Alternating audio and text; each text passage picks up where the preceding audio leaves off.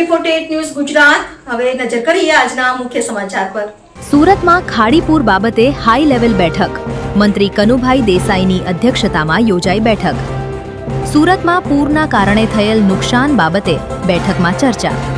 ખાડીપુર બાબતે થયેલ બેઠકને લઈ નાયબ મુખ્યમંત્રી હર્ષ સંઘવીનું નિવેદન। અંદાજે 3300 જેટલા લોકોને આપવામાં આવ્યા કેશલોલ। પૂરમાં થયેલ મૃત્યુઆંક બાબતે પણ સર્વે કરી સહાય કરાશે। જે વિસ્તારમાં અધિકારીઓ દ્વારા સર્વે કરવાનું રહી ગયું હોય તેમને ઓનલાઈન સર્વેની સુવિધા। ઓનલાઈન વેબસાઇટ પર પૂરગ્રસ્ત લોકો તમામ માહિતી ભરી સર્વે કરાવી શકશે। સુરતના તમામ કોમર્શિયલ અને રહેણાંક વિસ્તારોમાં આજે રાત સુધીમાં સર્વેની કામગીરી થશે પૂર્ણ। આર્થિક સહાય સહિત આરોગ્ય બાબતે પણ સરકાર દ્વારા કરવામાં આવશે કામગીરી।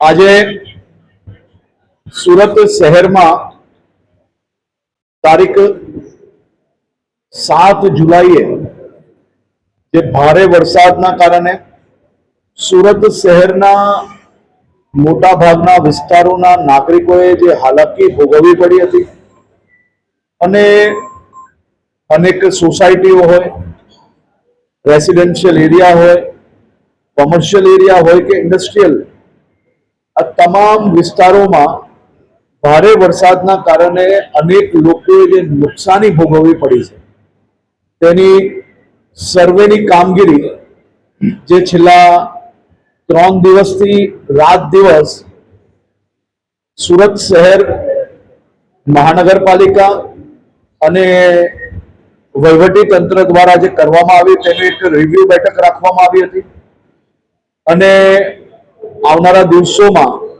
આ સૌ નાગરિકો જોડે ખભે ખભા મિલાવીને એમની નુકસાનીમાં રાજ્ય સરકાર અને મહાનગરપાલિકા કયા પ્રકારે સાથે ઉભા રહી શકે તે માટે ટોટલ નુકસાન, ટોટલ રેસિડેન્શિયલ એરિયામાં કેટલું નુકસાન થયું હશે, કોમર્શિયલમાં અને ઇન્ડસ્ટ્રીયલમાં તેનું રિવ્યુ રાખવામાં આવ્યું હતું અને સાથે સાથે સ્વચ્છતા, સ્વાસ્થ્ય, આ બધી જ કામગીરીની બી રિવ્યુ બેઠક આજે રાખવામાં આવી હતી અને કેસ્ટ્રોલ અને ઘરવખરી માટે બી જે કામગીરી ચાલે છે એ કાલ સાંજ સુધી કઈ રીતે હજી વધુ ટીમો બનાવીને લોકોને મદદગાર થઈ શકાય તે માટેની વ્યવસ્થાનું પ્લાનિંગ કરવામાં આવ્યું છે।